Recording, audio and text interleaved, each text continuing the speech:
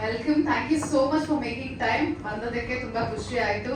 So ಯಾವಾಗಲೂ ನಿಮ್ಮನ್ನ on screen ನೋಡ್ತಾ ಇದ್ವಿ, on social media, every platform. Rupesh ಅವ್ರ ಪರವಾಗಿ, ಸಿನಿಮಾ ತಂಡದ ಪರವಾಗಿ thank you very much for coming. Rupesh ಹತ್ರ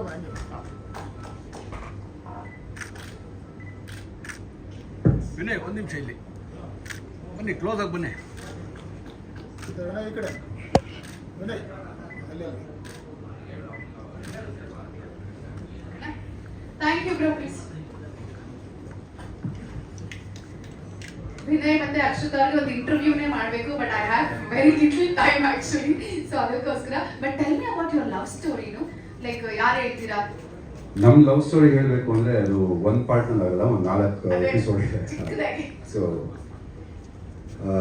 ನಮ್ಮದು ತುಂಬ ಚಿಕ್ಕ ವಯಸ್ಸಿಂದ ಒಂದು ಲವ್ ಸ್ಟೋರಿ ಅಂದರೆ it is more like friendship.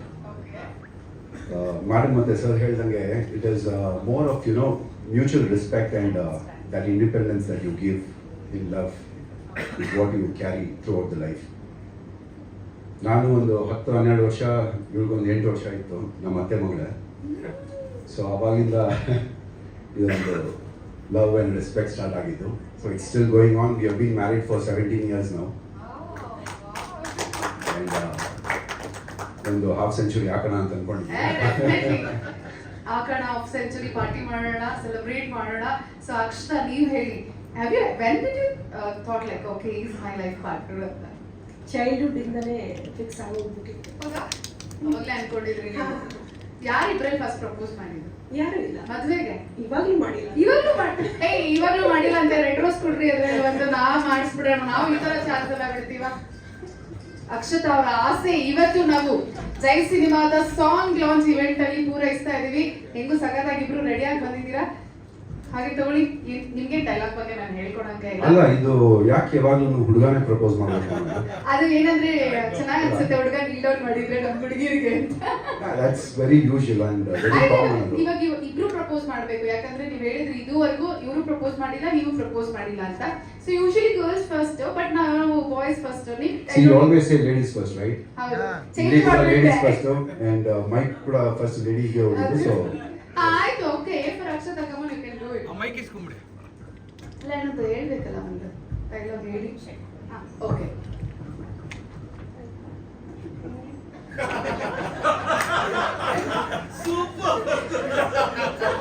Madam ಹೇಳೋದಲ್ಲ, ಆಯ್ತು ಗಾಡಿ ಪ್ರಪೋಸ್ ಅವರೇ ಮಾಡ್ತಾ ಇದ್ದಾರೆ, ನೀಟಾಗಿ ಮಿಸ್ಟರ್ ನೀವು ಮಾಡ್ತಿರೋದು.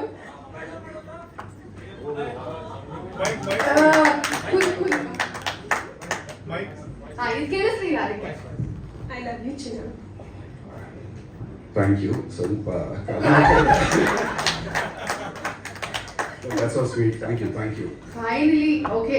ಸೊ ಅವ್ರ ಆಸೆ ನೀವು ಈಡೇರಿಸ್ಬೇಕು. ಇವಾಗ ನೀವು ಪ್ರಪೋಸ್ ಮಾಡ್ಬೇಕು.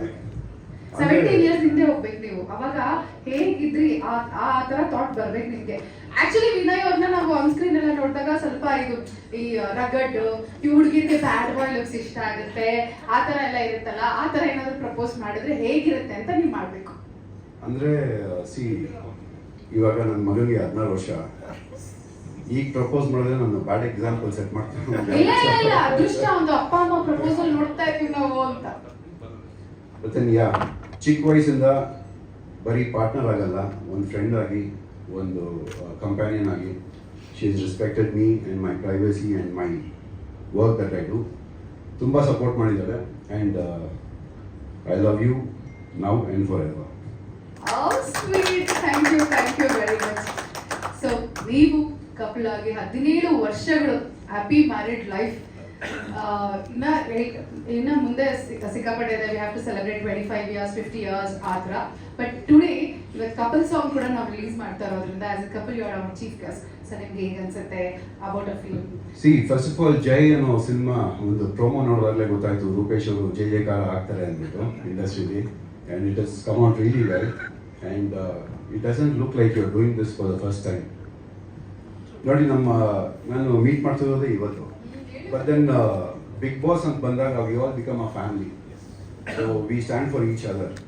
ಆ್ಯಂಡ್ ಈ ಪ್ರೊಮೋ ನೋಡಿದಾಗ I really wish man it's gonna be a super duper hit. All the best.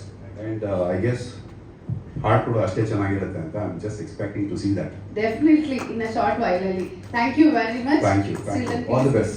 Thank you.